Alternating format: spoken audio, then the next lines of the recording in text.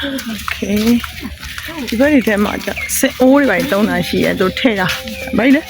ဘာဖြစ်လို့ Hello အားလုံးပဲမင်္ဂလာပါနော်ကျမရဲ့ channel လေးကနေကြိုဆိုလိုက်ပါတယ်ဒီနေ့ရဲ့ blog လေးကတော့စခန်းကြီးကျေးရွာအုပ်စုထဲမှာရှိတဲ့အောက်မူတုံးကျေးရွာလေးကိုတပတ်လက်ပဲပြပေးမှာဖြစ်ပါတယ်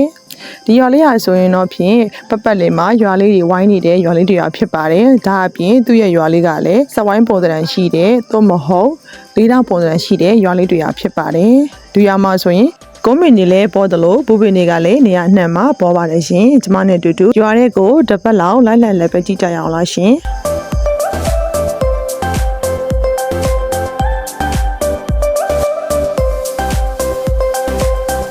ထူးဆန်းစွာနဲ့ပဲဒီရွာထဲမှာရှေးဆန်နဲ့ဒီလိုမျိုးရေအိုးလေးကိုလည်းတွေ့ရှိရပါသေးတယ်ဒီအိုးလေးကိုသူတို့ရဲ့ရာတော်တွေအပြန်တောက်တယ်လို့လည်းပြောကြပါသေးတယ်ရှင်ဟိုကကြတော့အောက်မူတုံရွာတွေကိုရှောက်သွားနေရပေါ့ဒါဆိုရင်ညနေ9:00နာရီကျော်လောက်ပဲရှိတယ်ရှောက်သွားနေမှာရွာတွေကိုရှောက်သွားကြည့်မှာပေါ့နော်ရွာတွေကိုရောက်တော့ဆိုတော့လိုမျိုးဟိုဒီပေါ့ဒီနောက်ဘက်တောက်လျှောက်လုံးမှာဆိုရင်ကုန်းသီးပင်တွေတော်တော်များတယ်တော်လေးနဲ့လှတယ်ဒီဘက် channel ကြတော့ငှက်ပြောပင်တွေရောက်သွားပြီငှက်ပြောပင်တွေရောက်သွားပြီ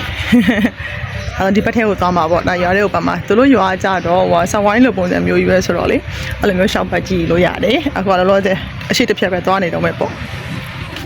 ရွာကားကြတော့သူကဒီပင်စားပင်တွေထက်ကိုဆိုင်ရင်ကုန်းသီးပင်တွေစိုက်တာများတယ်ပေါ့နော်သူကဘူးသီးပင်တွေတော်တော်ပေါ်တယ်ဒီလိုဘူးသီးပင်တွေတော့အရှိမှလည်းဘူးသီးပင်တွေပါတယ်ပေါ့နော်အဲ့တော့ဘူးသီးပင်တွေစိုက်တာများတယ်ပင်လေးလည်းမျိုးစိုက်ထားကြည့်ရမယ်ကြည့်အောင်ဒုက္ခပင်လေးနဲ့ကြည့်တယ်အပေါ်ပြောင်းလေးကြာပြောင်းလေးကြာသူညံတယ်လည်းလည်းလည်းရှိတယ်ဒုက္ခလေးနဲ့ကြည့်တယ်ဒါကပိုးလို့ပန်းလေးလည်းရှိသေးတယ်ဒီမှာဘိုးခေါင်းလေးနဲ့တူတယ်အရှိဘက်ကနေပြရတယ်နော်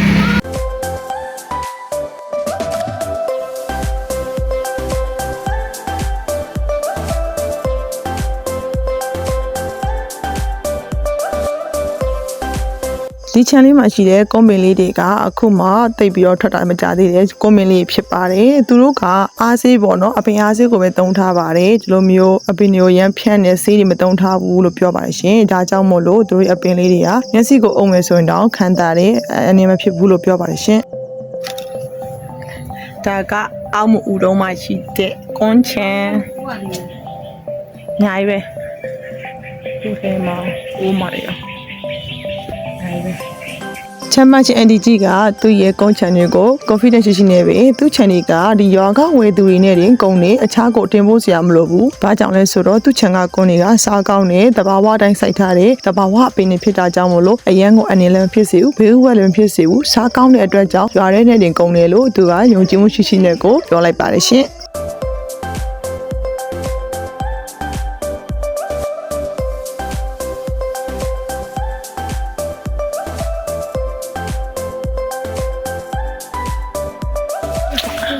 Okay ဒီဘက်ဒီထဲမှာကျစင်အိုးတွေပိုင်းတုံးတာရှိရဲသူထည့်တာဘာလဲဘာဖြစ်လို့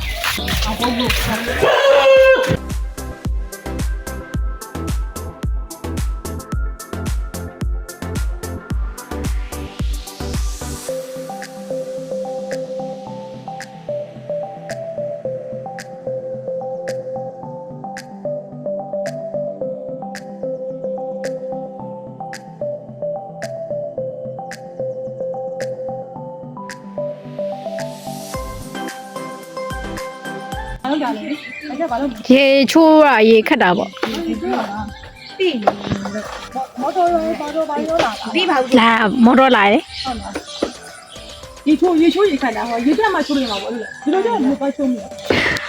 ရေခတ်လို့ရဟုတ်လေခတ်ထားပြီးသားချိုးမှာပေါ့ခတ်ထားပြီးသားချိုးမှာပေါ့ခတ်ပြီးချိုးမှာခတ်ထားပြီးသားလေချိုးမှာပေါ့ဒီမှာဆိုရေတော်တိမ်သွားတယ်အဲ့ဒါဆိုစိတ်ကူးရောဩဘယ်ကန်းဘယ်လိုဘိုးကြအခြားရွာဖြစ်သွားလားဟုတ်တယ်မင်္ဂလာပါရှင်ဒါအောက်မူတုံးရဲ့ရွာရဲ့ဘာရဲ့မြစ်လာလို့ခေါ်လဲမြစ်လာတယ်လားချောင်းမြစ်ဖြစ်ပါတယ်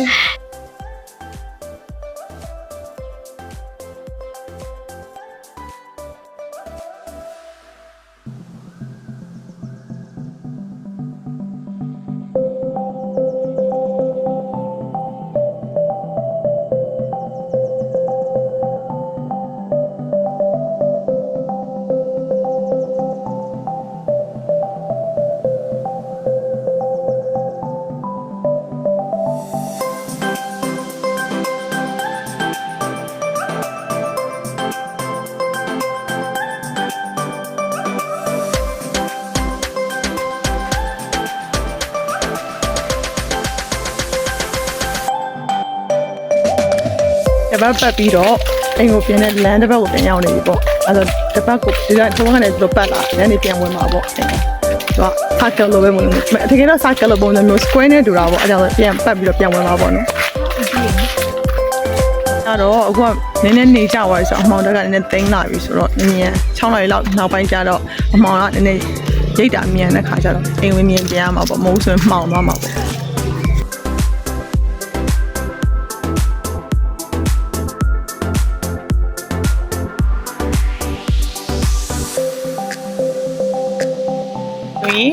ရွာတော့ကိုသွားတော့တက်တက်ကိုသွားမှာပေါ့နော်အခုကကျတော့အငင်ချောင်းရွာဘက်ကိုသွားရလမ်းကိုနည်းနည်းသွားကြည့်မယ်ပေါ့နော်ဒါကောက်ဘကငင်ခဲကြီးရွာဘက်ကိုသွားတဲ့ကငင်ခဲမဟုတ်ထင်တယ်ဘာရွာလည်းမသိဘူးအဲ့ဘက်ကိုသွားမှာအဲ့နောက်ကသွားလမ်းတစ်ချောင်းပေါ့ဒီဘက်ကကျအင်ဂျင်နဲ့ကျဲတယ်ဟိုမှာနောက်ကအမိုင်းခေါ်လာတဲ့ခွေးနဲ့တိုင်ပန်းနေတယ်โอเคအဲ့ဒီကအင်ဂျင်ရန်ချဲဒီဘက်ကစိုက်ခင်းနေစိုက်တာထင်တယ်အခုကျအင်ဂျင်နဲ့ကျဲတာပေါ့နော်သွားမှာအခြားရွာကိုသွားတဲ့လမ်းပေါ့ဒါနည်းနည်းလေးသွားကြည့်ချင်းမလို့ဟိုဘက်ထိတော့မသွားတော့ဘူးနည်းသွားကြည့်ချင်းမှာဒါမှသွားခဲ့တဲ့လမ်းတစ်ခြားတာဒီကနေလာခဲ့တာပေါ့โอเคဒီမှာစေဘက်မှာတော့စိုက်ခင်းနေပဲရှိမယ်ရွာတစ်ခုကရွာနဲ့တရွာနဲ့တစ်ခုခြားထဲမှာဆိုရင်တရွာခြားထဲမှာဆိုရင်ညတော့အပြင်ကအောင်စိုက်ခင်းနေခြားလေးရှိအောင်အားကြောင့်မို့လို့ဒီဘက်ကိုသွားမယ်ဆိုစိုက်ခင်းနေပဲရှိတော့မှအင်ဂျင်ကနေသွားပြီအရင်ကျဲသွားတာပေါ့ဒီဘက်ကမှစိုက်ခင်းနေအရင်ကျဲသွားပြီဆိုရင်အဲဆိုအင်ဂျင်ကအရင်ကျဲသွားပြီစိုက်ခင်းနေပဲရှိရတာပုံစံမျိုးဟိုးနောက်မှာတင်ရအရင်လှလို့ပြမလို့သိမမြင်အောင်ဖုန်းထဲမှာတော့တင်ရအရင်လှတယ်လိုက်တင်လေးပေါ်နေလို့ခဏပဲပေါ်နေရကုန်တော့ညောဒီလိုမျိုးနောက်အတိုင်းတိန်လေးကရမ်းစားလို့လာရရင်းနဲ့ဒီဘက်ကိုလာတာဒါပေမဲ့သိမမြင်ရအောင်ဖြစ်နေသူကနည်းနည်းလိုက်တင်နေချမှသူ့ရဲ့လှတရားကိုမြင်ရတယ်သိမမြင်ရအောင်ဒီဘက်ဒီမှာဆိုရင်သူကစိုက်ခင်းနေပဲရှိတော့မှာအင်ဂျင်ရတွေကနည်းတော့စိုက်ခင်းနေပဲရှိတော့ဒါကစပားလေးရိတ်ထားလားဒါစပားလားပဲလားပဲနော်အပဲနှုတ်ထားတာကြီးပေါ့နော်အဲပဲတွေလောက်ဖို့အတွက်ခြံထားတာဒါပဲတွေလောက်ဒါပါပဲမပဲโอเคဒါမပဲနော်နောက်မှာလားโอเคဒါကြတော့ပဲတွေနှုတ်ထားတာပေါ့ပဲနှုတ်ပြီးတော့ဟိုးဘက်ကလိုမျိုးပဲပြန်ပြီးချွေလွေးလေးရမှာပေါ့ချွေလွေးလေးရမှာ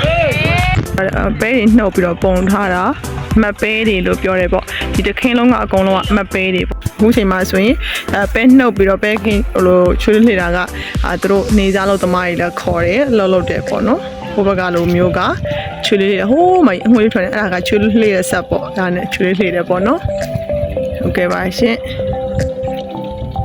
ရတူရီရလည်းနေဝင်ပြီဆိုတော့စီးစာချင်းလေးနဲ့တောင်းနေပါပြီရှင်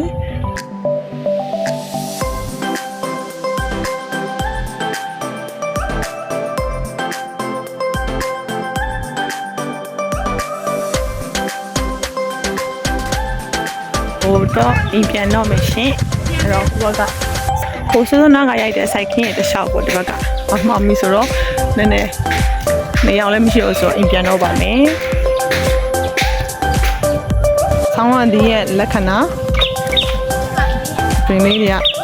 ရုပ်ကလေးကျွေပြီးတော့လက်နုလေးထွက်နေပါပြီပြန်တဲ့လမ်းတစ်လျှောက်ပေါ့ဟိုငှက်တန်နေအောင်ကြားနေရပြီအခါဆိုရင်အိမ်ကိုပြန်တဲ့ရွာလမ်းတစ်လျှောက်ကိုပြန်နေပြီနည်းနည်းလေးရတော့နည်းနည်းရနေသေးတယ်တစ်လျှောက်ပြန်ပါမယ်ခလေးတော့အိမ်တန်းဝင်နေပါပြီခင်ဗျ